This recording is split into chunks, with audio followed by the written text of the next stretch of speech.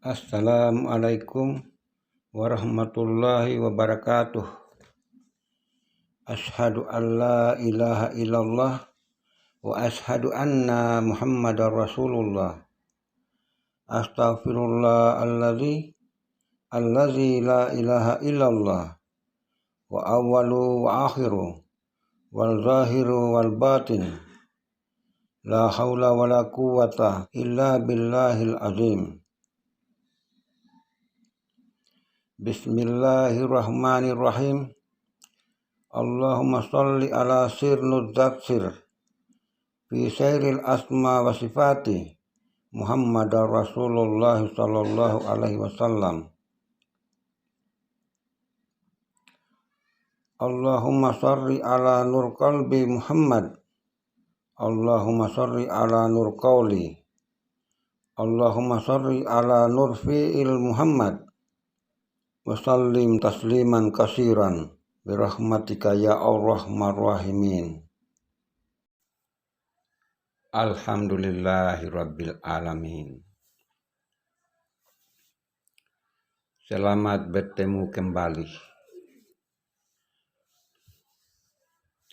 Saudara-saudaraku yang dirahmati Allah, dilimpahkan berkah dan syafaat Allah Subhanahu wa ta'ala. Saudara-saudaraku yang dimuliakan Allah, pada kesempatan kali ini saya menyampaikan tentang dari mana awalnya manusia diciptakan oleh Allah di muka bumi ini.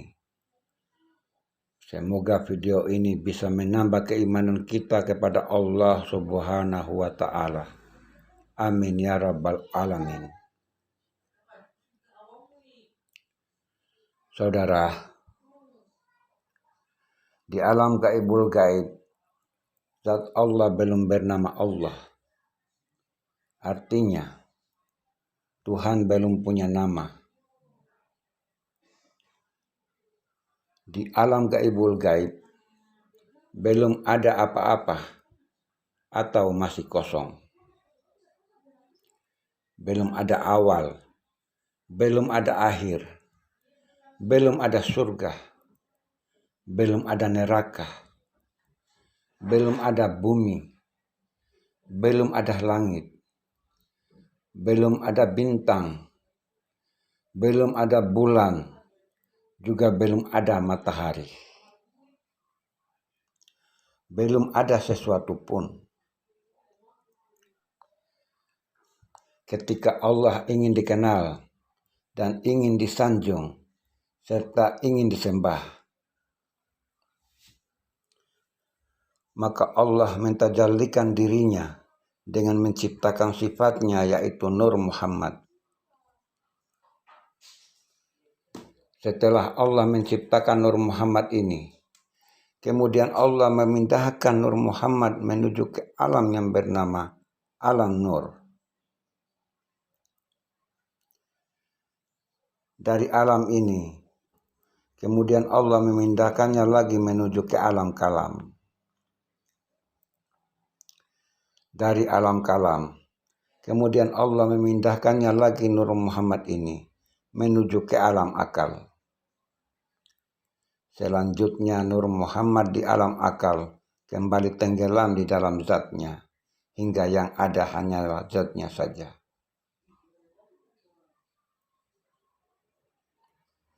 Kemudian Allah menzahirkan lagi Nur Muhammad ini di alam yang bernama Alam Lilis Salam.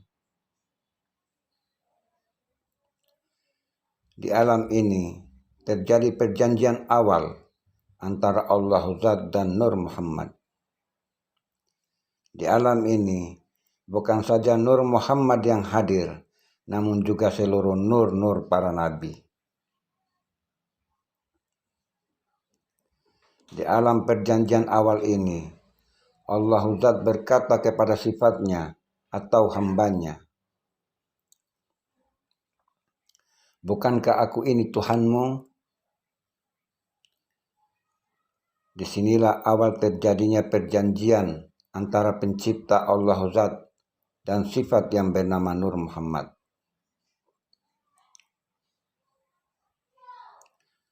Pengakuan sifat Allah yang bernama Nur Muhammad ini adalah dizahirkan oleh zat, karena diadakan oleh Allah zat.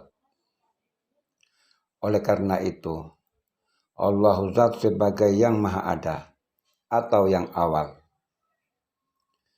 Sedangkan yang diadakannya itu yang disebut dengan sifat, yaitu Nur Muhammad. Jadi Nur Muhammad tetap disebut sebagai yang diciptakan atau hamba. Yang dicipta dengan yang mencipta adalah satu, tetapi sesungguhnya yang pertama sekali sebelum ada yang ada di alam ini adalah Allah Zat.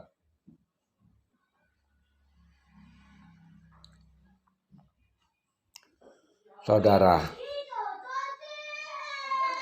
dengan disaksikan oleh Nur Muhammad dan Nur para nabi-nabi yang lain, maka dari sini terjadilah perjanjian antara Tuhan dan hamba.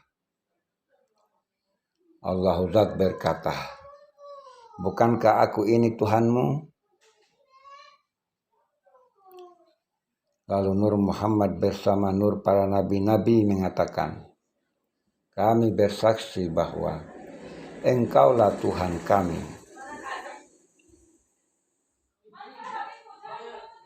Kemudian Allah Zat memindahkan lagi Nur Muhammad ini ke alam yang bernama alam lilis wadikun. Di alam inilah terjadi lagi perjanjian yang kedua antara Allah Zat dan Nur Muhammad, dengan disaksikan oleh semua roh-roh yang diciptakan yang berasal dari Nur Muhammad. Kemudian Nur Muhammad ini dipindahkan lagi oleh Allah ke alam Mustafa atau alam arwah. Alam Mustafa atau alam arwah inilah yang disebut dengan alam penantian. Di alam Mustafa atau alam arwah tersebut, jiwa-jiwa dan roh-roh dari semua umat manusia dan nurnya para nabi yang lain sedang menanti datangnya ciptaan jasmani mereka.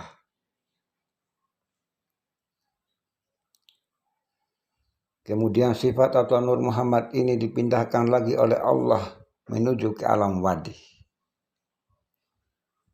Adapun jasmani kita di alam wadi ini masih dalam bentuk api, angin, air, dan tanah. Kemudian Allah memindahkan lagi Nur Muhammad ini ke alam yang bernama alam madi. Selanjutnya Nur Muhammad bermesra dengan seluruh tumbuh-tumbuhan, hewan, ikan, dan semua yang ada di alam semesta ini, yang kita makan dan yang kita minum.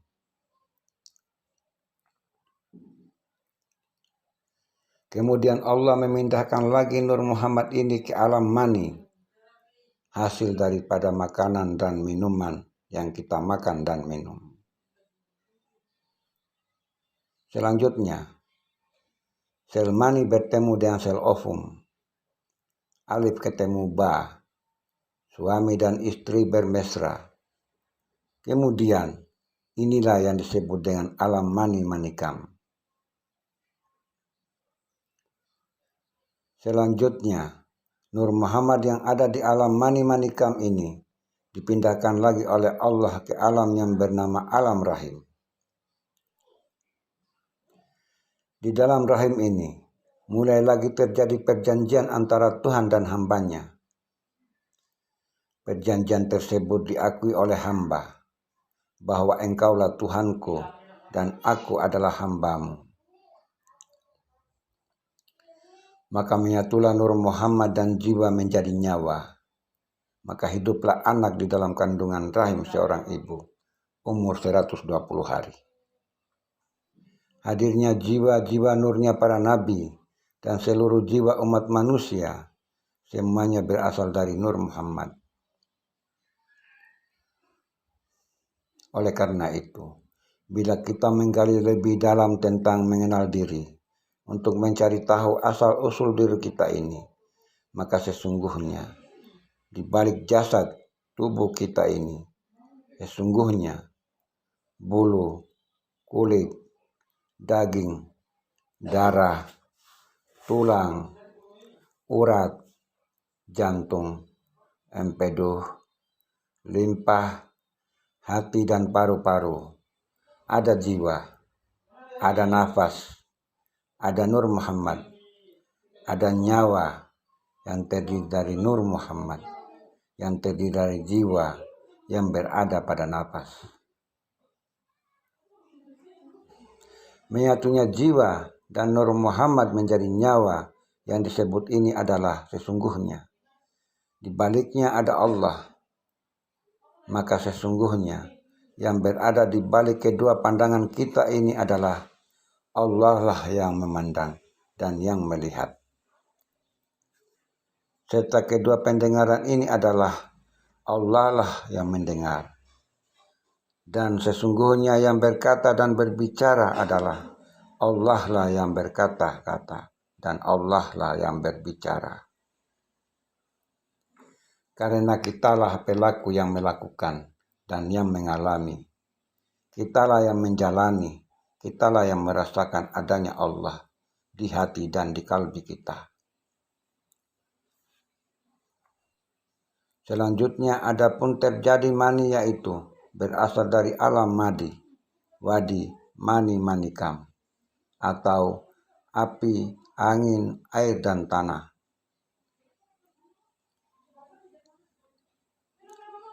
Api, angin, air, dan tanah ini berasal dari Nur Muhammad. Dari api, angin, air, dan tanah ini kemudian menjadi jiwa. Selanjutnya Nur Muhammad yang ada di dalam mani dan Nur Muhammad yang ada di dalam ovum bermesra lalu masuk ke dalam rahim, maka jadilah jasad kita atau tubuh kita ini yang terdiri dari indera, darah, daging, tulang, dan kulit.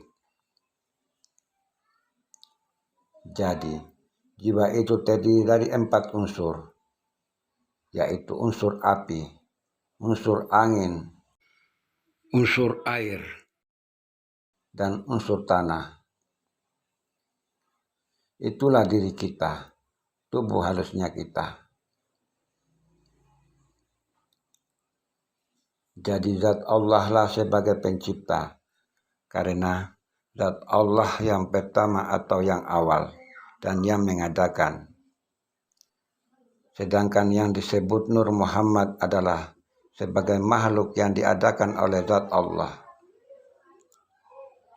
Meskipun sifat dan pemilik sifat bagaikan gula dengan air yang ada di dalam gelas yang bening dan tidak dapat dibedakan lagi, maka yang mengadakan itulah yang disebut sebagai pencipta, yaitu Allah yang harus kita sembah. Allah bukan menjelma menjadi Nur Muhammad. Nur Muhammad hanya sebagai ciptaannya, sebagian kebesarannya. Dia mentajalikan dirinya menjadi Nur Muhammad atau sifat. Maka Nur Muhammad sebagai ruh atau nyawa atau jiwa atau nafas pada jasad. Maka Nur Muhammad tetap menjadi ciptaan atau hamba. Dari sini bisa disimpulkan bahwa Nur Muhammad itu adalah makhluk atau hamba. Karena Nur Muhammad adalah diadakan oleh adanya zat Allah. Tanpa adanya zat Allah sebagai pencipta atau yang awal, mustahil adanya Nur Muhammad. Jadi adanya Nur Muhammad karena diadakan oleh zat Allah. Sekian, semoga bermanfaat. Wabillahi taufik wal hidayah. Wassalamualaikum warahmatullahi wabarakatuh.